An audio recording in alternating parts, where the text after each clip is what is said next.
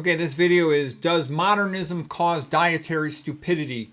With the focus on India, just because I saw a Facebook post. This real smart guy, I'm in some Facebook groups about nutrition, and this real smart guy, I don't know if he wants me to say his name, so I won't say his name, but he had posted about this exact situation here, that the richer the state of India, the more diabetes they had. So you can look at this color-coded map. So the red is the worst. Over 10% of the persons have diabetes, and these are the wealthier areas. So it's kind of funny. That usually means that the poor, more rural persons are eating their old-fashioned, primarily plant-based diets. And the thing about this pattern is it's the same everywhere in the world. If you look at Hawaii, if you look at the old Japan, as they would start moving to Hawaii, they get fatter and sicker, and then to continental USA like California, fatter and sicker because they're eating more meat and oils. Okay, and it happens with every other population. The same thing. As they progress towards the so-called modern diet, standard American diet, they eat more meat, they eat more oils, they get fatter and sicker. And, it's always the same pattern. You look at McDougall when he was out in Hawaii, and he said he worked in the city with the educated, so-called elite, lawyers, doctors, and all these other professionals, and they're all fat and sick. And then he's working with the sugarcane workers, manual laborers. They would retire at 65, go to the Philippines, get a new bride over there, raise a whole family, die in their late 80s.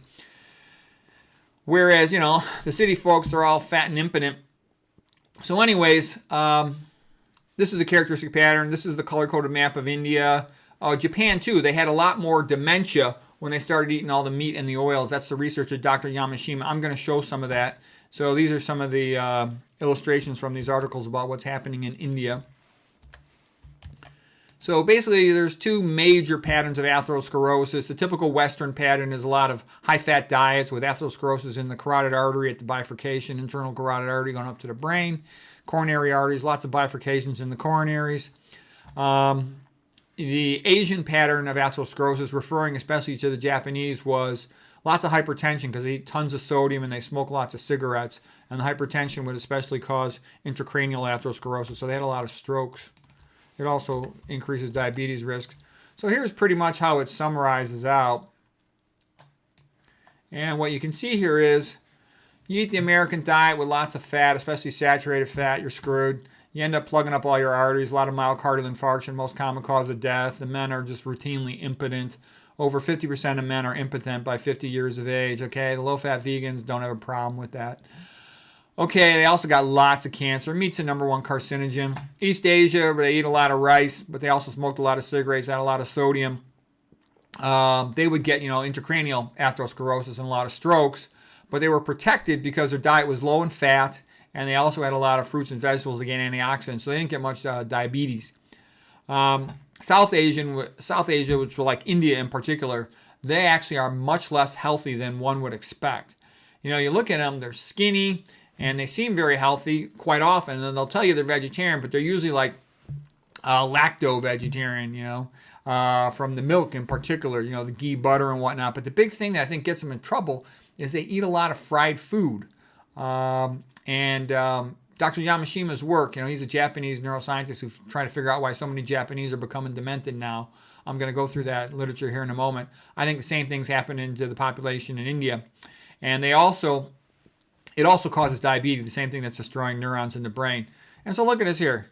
When you eat the low-fat, low-sodium vegan diet, it's low in sat fat. You should have, and I also, by this I mean no oil, zero oil, not one drop. Low in sodium. They don't smoke. You eat a lot of fruits and vegetables. You don't get diabetes, type 2. You don't get it. You don't even get type 1 if you start that way since, birth. Hypertension. You don't get it. MI. You don't get it. I mean, what more do you want? That's as good as it gets. That's as good as anything gets in this world, okay? Okay, so what's the problem with eating all these oils, these omega-6 fats, PUFAs, polyunsaturated fatty acids? They got more than one double bond, which predisposes them to something called lipid peroxidation. So peroxides when you got two oxygens in a row. This electron is not tightly held here with this hydrogen because the two double bonds are pulling on it. And as they pull on it, it'll get plucked off the hydrogen. You'll have a free electron with an unpaired outer orbital, and then two oxygens will bind. And this will then undergo a cascade of chain reactions damaging plasma membranes, causing all kinds of problems. It's called lipid peroxidation, and it can cause all kinds of chain reactions to destroy membranes. One of the byproducts of lipid peroxidation is formation of this thing called HNE, hydroxy-non-enol. Okay, so just looking at this name, hydroxy, because there's a hydroxyl group. It's 4-hydroxy because it's on carbon number 4. Non, that means 9. There's 9 carbons, so it's a C9. Ene is for the double bond right here, so hydroxy-non-enol. And then al means aldehyde. It's an aldehyde. So you don't need to know all the chemical details, but just know HNE is an indicator of lipid peroxidation, and it's a very toxic molecule that it's like bouncing a Super Bowl around inside of a porcelain glassware shop. Okay, it breaks everything. The older people get, if they eat a westernized diet, the more and more H&E they have accumulating in their blood. H&E is toxic to mitochondria. It damages ATP synthase. So you need to make energy. I mean, the whole life in a cell depends on making ATP energy. Here's an article if you're curious about the references for this one. Okay, and then this now relates to the work of Yamashima. What he showed was happening is, first of all, let's talk about normal cell function. And we're in particular talking about a neuron in the brain here because it also causes brain damage. The HSP is for heat shock protein. Heat shock protein has 2 really important jobs in a neuron. Proteins eventually become gradually dysfunctional as they get glycated and have other problems. And once they're dysfunctional, the heat shock protein, it functions like a chaperone to take these proteins. I have them drawn in black. They look like a little sperm. It drags them back to the lysosome. Lysosome is the recycling center inside a cell. The heat shock membrane, the HSP heat shock proteins, they also bind to the lysosome membrane and they stabilize it. They keep it intact. Well, anyways, when you got hydroxy-nonenal, it will bind to the heat shock proteins, the HSPs. And when it does, it distorts their shape and it causes the activation of what's called a calpain protease. It's a great name for it. It's calcium activated, that's the cal, and it's also pain in the sense it causes pain. It's just very destructive. And anyways, once it binds to the HSPs, like the green circle here, it will cleave them in half and destroy their function, so they no longer can do this job. So now the cell will accumulate dysfunctional proteins. The lysosome can't be stabilized. It starts to leak its toxic caustic enzymes into the cell and damage the cell dies. Okay, so basically it's damaging neurons in your brain, your hippocampal memory center. It makes you stupid. Okay, it's bad. You don't want that. Here's just a picture from some of the Yamashima papers. Here's his name, Tetsumori Yamashima. And here it is causing damage to the hypothalamus. Hypothalamus is important for multiple reasons. It's where our hormones are regulated. It also includes the arcuate nucleus, which is considered the hunger center, if you will, of the human body. And when that becomes progressively damaged, a person can develop less ability to regulate their hunger and predispose them to obesity. Plus, if your hormonal system's out of whack, you're predisposed to a whole bunch of other problems too. Here's another illustration from the Yamashima papers. This one's about hippocampal neuronal death due to excessive hydroxy-nonenal, HNE.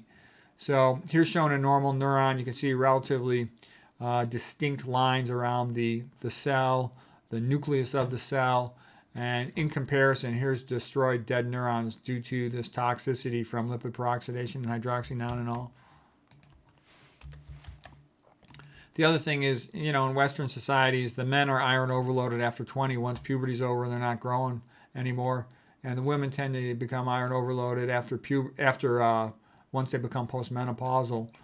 So the reason that's relevant is they start developing free iron, and then the free iron is toxic because it can undergo ferrous redox cycling, which means to cycle back and forth between Fe2 plus, Fe3 plus, and in the interim, giving electrons to something called the Fenton reaction. You can remember Fenton reaction, Fe, and Fe for ferrous for iron, Fe for Fenton reaction, which means that the electron from the iron ferrous redox cycling causes the formation of hydroxyl radicals. It's a very aggressive, powerful radical, damages DNA, damages plasma membranes, and it synergistically, this free iron will work with lipid peroxidation to kill cells.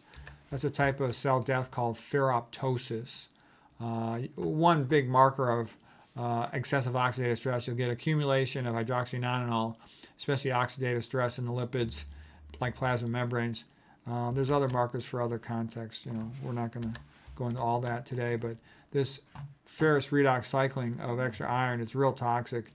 It's like this painting, The Burning City. Ed Weinberg has a great metaphor. He says, iron's like a fire. It's good to have where you need it, in the fireplace and the stove, but you don't want it anywhere else because it damages things. That painting there is called The Burning City. Okay, so what causes oxidative stress? When you have an imbalance, when you've got more things causing oxidation, less things that are antioxidants. So excessive iron, excessive copper, excessive omega-6 fats. Anything that causes hypoxia will also make it worse. Leaky gut will also lead to it. So here's the point I wanted to make. Most people are iron overloaded, and they're simultaneously eating too much of these omega-6 fat oils, and they generate this ferroptosis, where when you have high amounts of free iron and high amounts of omega-6 fats, they work together to synergistically cause more cell death. Okay, so you're just destroying cells, and you destroy the cells in your pancreas, your beta cells, you can't make adequate amounts of insulin, you become type 2 diabetic. You destroy them in the brain, you progressively become stupid. So basically, here's how you win the game. So if you want to win the game, this is what you do. You go down this path, and you have to avoid toxins as well. So anyways, that's why I think India has such a high amount of diabetes, because they're destroying their pancreas from lipid peroxidation related to excess intake of omega-6. That's the best conclusion I could come to from studying the subject. There's other things, of course, that contribute to it. If you're eating meat, the saturated fat causes insulin resistance.